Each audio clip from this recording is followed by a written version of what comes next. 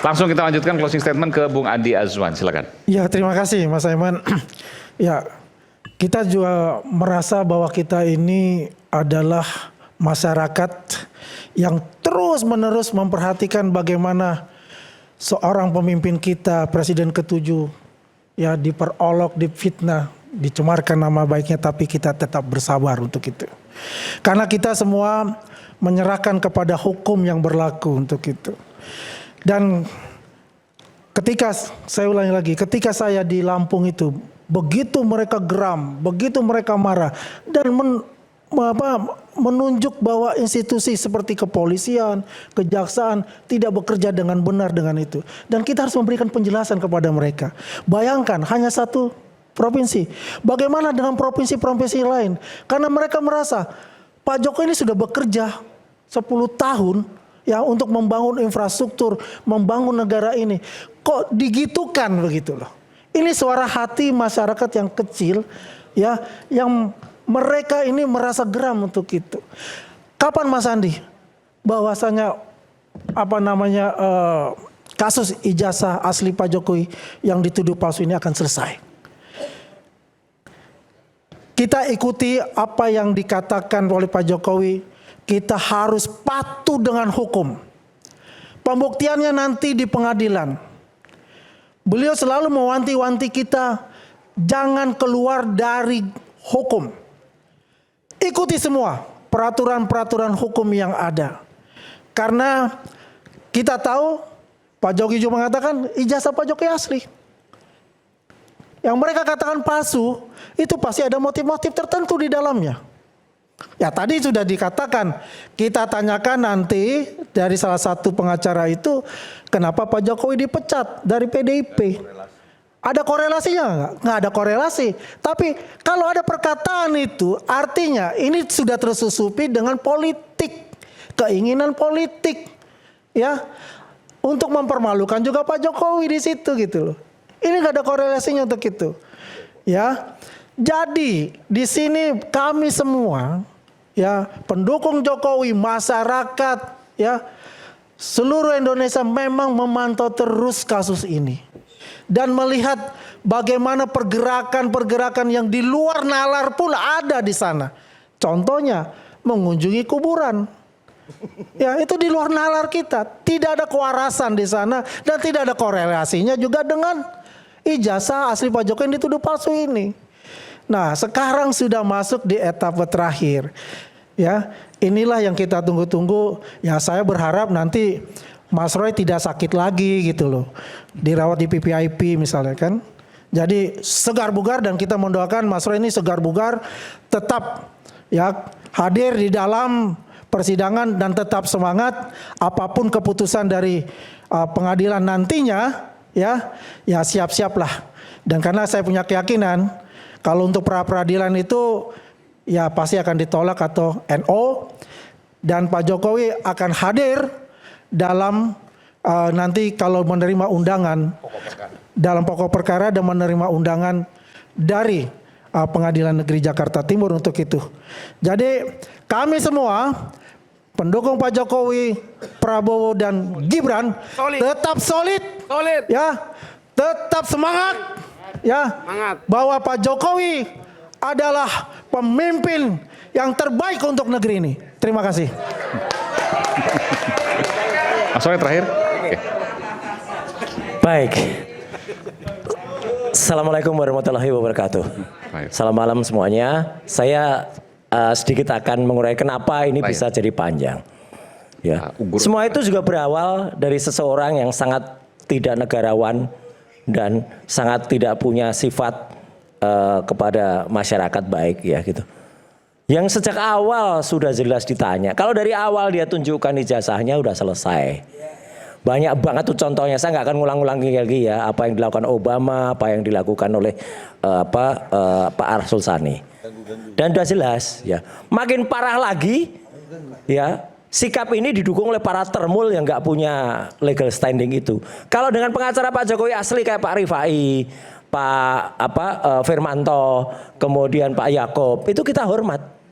Mereka pegang surat kuasa khusus bertanda tangan Joko Widodo. untuk membela dia. Ya itu clear Mas Aiman. Tapi kan banyak ada pengacara merah putih hitam yang dengan konyolnya kemarin itu salah satunya contohnya Christoporus Suhadi itu ya. Itu kan udah jelas-jelas menunjukkan kelasnya itu kayak gitu tuh. Apalagi yang di luar itu yang katanya tim hukum kok nggak punya tanda tangannya Jokowi itu gimana? Nggak ada surat kuasa khususnya ke mereka itu. Dia itu tahu jadi bahwa ini makin gaduh tuh karena ada kelompok-kelompok anasir kayak gini nih.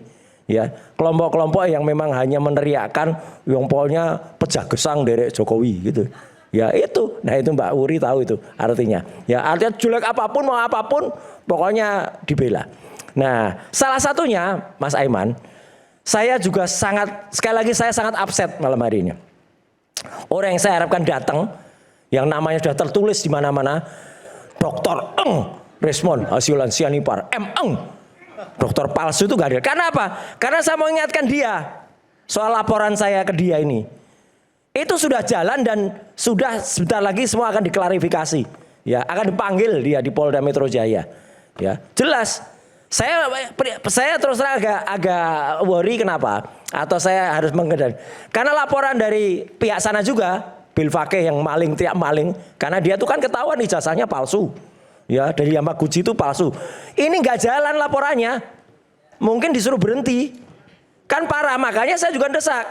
Ya, laporannya Pak Subhan Palal, kemudian laporannya Mas Irwan, itu harus jalan. Laporan ke Respon tuh udah ada banyak, Mas. Nah, apalagi laporan Pak Yusuf Kalla juga kayaknya nggak terlalu jalan gitu ya. Teman-teman Muhammadiyah mana ini gitu. Artinya apa? Orang ini jelas-jelas menunjukkan itikat yang sangat tidak bagus bagi Republik. Masih ngaku peneliti lagi. Masih berharap dia jadi tampil di sidang. Nggak bisa. Pasti selalu akan kita buang orang ini. Sama lawyernya Pak Jokowi sama ahlinya Jokowi aja dia dibuang. Apalagi di kita. Jadi jangan harap Mas. Makanya kita juga heran ya kenapa dia tidak hadir malam hari ini. Ini adalah forum terbaik dia untuk membuktikan kalau dia mau hadir. Ya, Resmond kamu tuh parah banget. Ya, dengan tidak hadir malam hari ini, seluruh rakyat Indonesia tahu kualitasmu. Ya, udah jelek banget. Kamu silakan ngomong di podcast, silakan juga ngomong menjelek-jelekan apapun yang kamu katakan menambah bukti kamu. Kamu sebentar lagi akan terima laporan yang lain. Ya, jelas itu. Jadi apa orang-orang kayak ginilah kualitasnya dari sebelah sono itu. Dan sekali lagi kami tetap yakin Mas Aiman, meskipun ini berat dan bahkan ada yang mengatakan 99,9% sidang Prapit ini akan kalah, nggak apa-apa. Menang kalah bagi kami bukan soal. Kami hanya ingin apa yang saya alami, penganiayaan seperti penculikan G30 SPK itu tidak terjadi pada orang lain.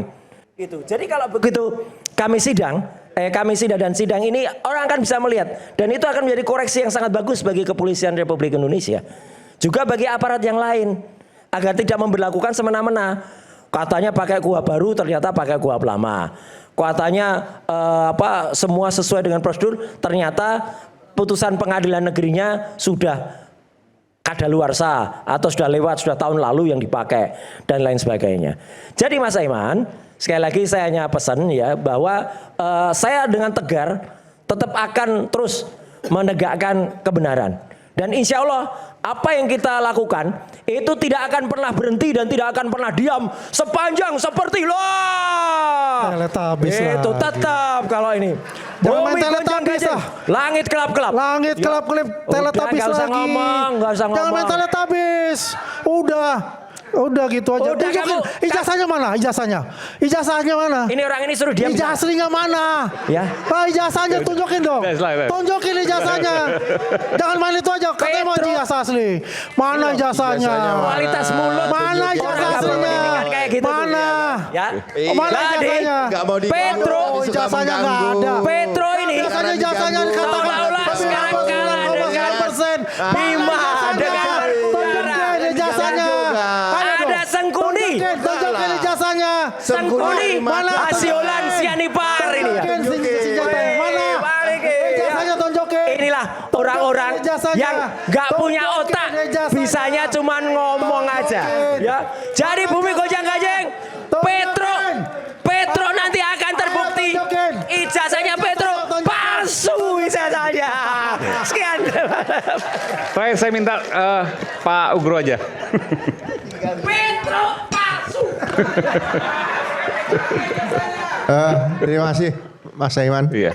Rekan-rekan sekalian di depan narasumber. Jadi saya tadi koreksi pertama, saya kaget waktu Mas Ade tadi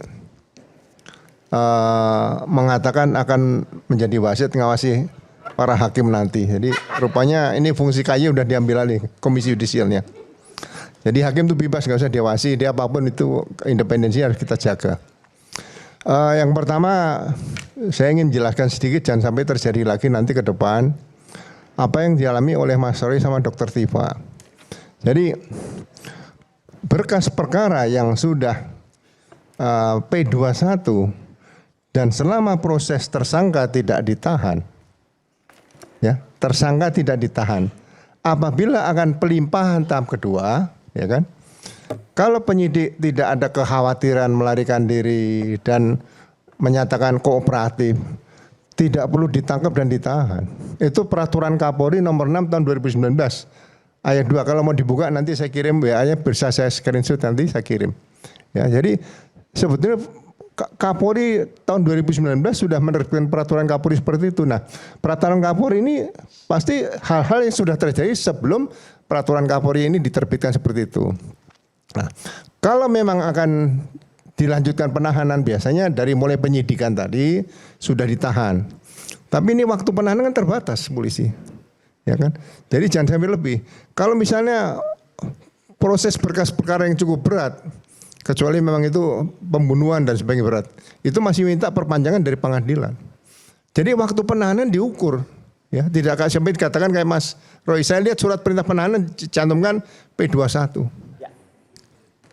P21 hari Senin wajib lapor, hari Jumat ditangkap. Lah kan Senin wajib lapor lagi. P21-nya tanggal 30 April 2026. Perpanjangan durasi waktunya dari 30 April sampai tanggal 19 Juni ini sebetulnya melebihi pedoman Kejaksaan Republik Indonesia yang tanda tangan pada tanggal 2 Januari 2026 di situ sebutkan 14 hari. Nah, hal-hal ini kalau diajukan ke pra-peradilan sebelum pelimpahan ke pengadilan, ini menurut saya untuk supaya penyempurnaan ke depan tidak terjadi pada orang-orang lain seperti itu. Jadi betul dikatakan polisi punya wewenang untuk menahan, jaksa juga punya wewenang menahan. Tapi menahan itu dapat dilakukan penahan, bukan wajib. Jadi nggak usah disuruh-suruh, ditahan itu bukan wajib. Ya, seperti itu. Nah, yang kedua, berkas perkara ini kan pencemaran nama baik dan fitnah lah. Kita jangan kaitkan ke IT dulu. Saya membayangkan kenapa dari pihak pelapor itu saksi alat bukti lebih banyak. Ya, berkas perkara pencemaran nama baik itu yang perlu dibuktikan. Saya misalnya dicemarkan nama baik saya misalnya oleh si A. Nah, saya cuma tunjukkan, Pak Polisi, saya dituju ijazah saya palsu, ini ijazah saya asli, udah saya pegang aja. Tolong orang yang saya laporkan, tolong pencemaran nama baik dituduhkan pada orang yang menuduh saya seperti itu, mencemarkan nama baik saya. Lah, yang diperiksa yang mencemarkan nama baik tadi, apa yang dilakukan perbuatannya di situ. Misalnya penelitian, bagaimana penelitiannya? Yang dibebani membuktikan di situ adalah yang terlapor. Bayangkan saja kalau kasus 411 KUHP baru, perzinahan, ya kan? Yang melaporkan suaminya terhadap istrinya berzina sama orang lain. Apakah akan dibuktikan Bapak sebagai suami dari istri Bapak yang dilaporkan berzina? Bapak kawin kapan? Tahun berapa, di mana kawin, hubungan berapa, yang dibuktikan kok bapaknya terus. Loh, ini buat apa? Yang dibuktikan ya istri yang dilaporkan sama pelaku yang perzinahan di situ. Makanya ini berkas perkara 709 ya. Bukti, barang bukti. Loh, ini buat apa? Harusnya berkas perkara itu cukup, mungkin separuh buku telepon udah cukup itu. Karena ini pencemaran nama baik dan fitnah seperti itu. Jadi mudah-mudahan ini tidak terjadi kembali ya, berkas perkara yang saya dengar dari Mas Gofur ya, tingginya sampai 1,5 meter atau 1 meter 20 cm, ya kan? Berkas perkara. Berkas perkara. Perkaranya 1 meter lebih Pak tingginya Pak. Oh, Ya. 1,5 meter. 1 meter lebih, 1 meter lebih. Hah? 1 meter, ya, 1 meter lebih lah. 1 meter lebih, Iya. luar biasa. Karena masuk akademi kepolisian, ya, masuk akpol itu hanya 1 meter 65 cm. Nah ini berkas perkara yang sama dengan syarat masuk akpol tadi di situ ya. Jadi maksud saya mungkin ke depan pembuktian seperti itu perlu ya rekan-rekan penasihat hukum jangan memaksakan Pak, tolong ini disita semua. Ya jadi bagi saya ini koreksi juga bagi diri saya sebagai purnawirawan ini nanti cerita sama adik-adik saya. Tolong diwaspadai lagi, jangan sampai ini menjadi presiden yang buruk nanti ke depan. Ya, orang pelapor dibebani membuktikan sendiri sebanyak-banyaknya. Akhirnya itu tadi, ini nanti di sidang pengadilan bebannya cukup banyak dari pelapor tadi, seperti itu. Itu saja sih. Jadi sekali lagi mudah-mudahan ya kita ikuti sidangnya. Saya tidak berani koreksi lagi karena itu sudah masuk ranah pengadilan ya. Sekarang ada pra peradilan itu juga diatur di pasal 163 kalau salah ayat 163 yang perkara sidang ini bisa tidak akan sidang pokoknya dilakukan masih ada pra peradilan. Ya, di situ ada kalau nggak salah ayat 5 atau ayat E kalau salah. Pasal 163 di situ ya tadi saya baca ya. Oke. Jadi kita ikuti saja ya, nggak usah dibanyak perdebatannya, yang penting ke depan sidang ini ya sudah terlanjur ya kita ikuti nanti apa yang dikatakan sama Mas Refli tadi juga bagus. Mau pakai peluru kendali atau pakai peluru revolver yang pendek saja dan sebagainya itu tergantung di sidang pengadilan nantinya. Terima kasih. Oke, baik. Terima kasih. Tanggapi ada? Cukup, baik. Terima kasih Bapak-Bapak semua dan ini adalah akhir dari Rakyat Bersuara untuk hari ini. Sampai bertemu pekan depan dan kita akan menyaksikan sama-sama nanti di Ayus juga baik persidangan pra peradilan Mas Roy Suryo dan kawan-kawan dan juga nanti ada sidang perdana pada hari Kamis 2 Juli 2026 sidang perdana Dr. Tifa di Pengadilan Negeri Jakarta Timur. Kami akan menyiarkan secara langsung. Kalau tidak boleh secara langsung kami akan delay yang tercepat untuk kemudian tetap mengikuti aturan dari PN Jakarta Timur. Saya Aiman Wicaksono, salam, sampai jumpa.